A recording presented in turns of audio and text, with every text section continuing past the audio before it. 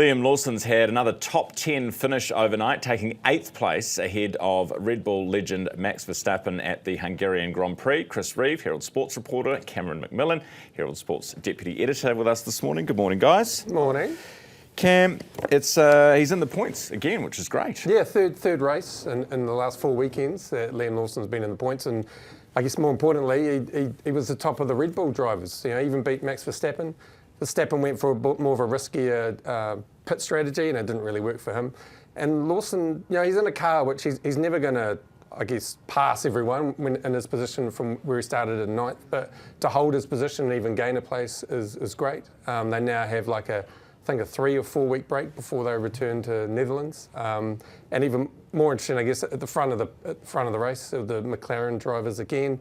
Lando Norris just beating Piastri, so that lead now is cut to 9 points between the two McLaren drivers, with the Aussie leading at the moment. So, great. Yeah. We just sort of keep hearing just quite good things about him over the last few weeks, don't we? Yeah, it has been going very well for Liam. I believe he's only 2 points behind Isaac Hadjar in the standings now, so that's a pretty good spot for him to be in. He's doubled Yuki Tsunoda's points now going into the break. He gets a little bit of a chance to reset and look ahead to the end of the season where, you know, he's still very much in the hunt for that return to Red Bull next season. The All Blacks, we've got squad naming today. We've got Roygaard, who's out for at least a couple of weeks, right?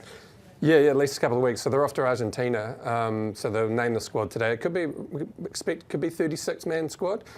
But yeah, the big decision now is what to do at halfback. Cortez Rautima is the only one that's fit from that played against France. Noah Hotham's already out. So it's who are they going to bring in? Finlay Christie could come in.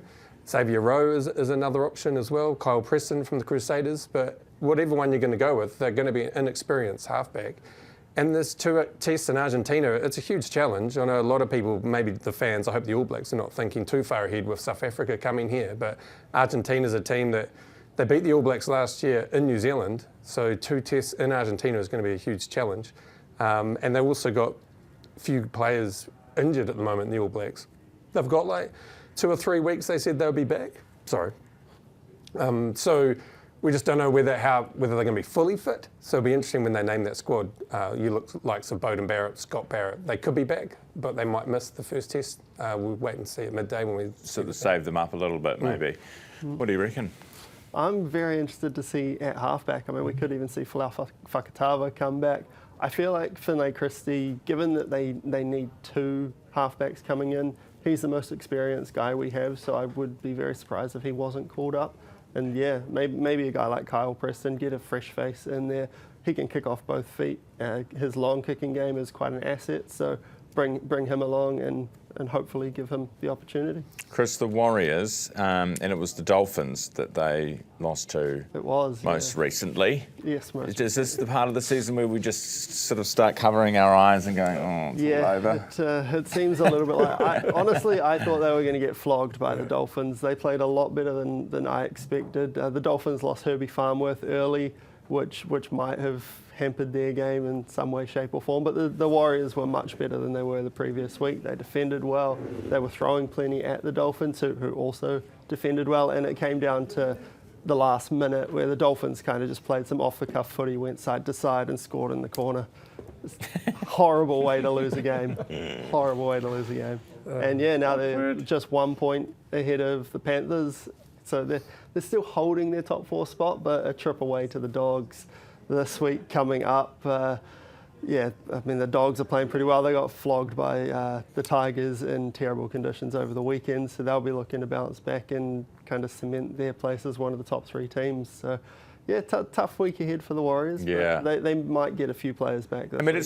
it's within the realms of possibility, but it's just looking increasingly like maybe this isn't the year. Yeah, they could be 7th by the end of next round, and that was unthinkable 2 weeks ago. So yeah, I've given up, to be honest.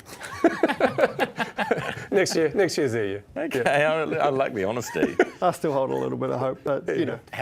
Give us a percentage. What do you want? 30% hope? At them winning the comp? Yeah. Oh, let's say 25. I'll say if you can't beat the Titans or the Dragons at home, then you're not going to beat the Storm or Broncos away. So No. you've got to do that to win a title. True. So that's why I don't think they're going to win it this year. All right, there we go. It's a decisive answer. I appreciate it. Cameron McMillan with us, Herald Deputy Sports Editor, and Chris Reeve, Herald Sports Reporter.